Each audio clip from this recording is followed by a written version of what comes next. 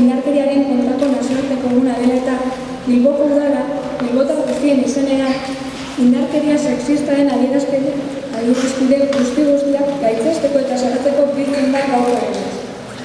Aldaketarako estrategiak iragina izan behar dute plan handian eta txikian, eta norbanako mailakoak eta gizarte mailakoak izango dira, eta gizonen eta emakumeen inplikazioa eskatuko dute. Erakundeak norbere eskumenen eremuan eta berdintasunaren arloko indarreko legeria betez, aukera berdintasuna eta horretara iristea benetakoa izan dadin behar diren baldintzak sortu behar dituzte. Gizarte bidezkoagoa eraikitzen laguntzen aldera. Gizonen eta emakumeen garapena individuala eta kolektiboa modu berean sustatzeko eta bideratzeko.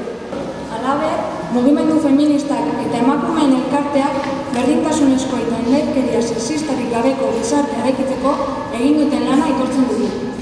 Amaitu aurretik, Bilboko udalak berdintasunerako Bilboko emakumeen kontseilua, EHko arteko eta fakultateak eta hanketakaren parte hartu duten talde eta pertsona orok dei egiten die herritar guztiei.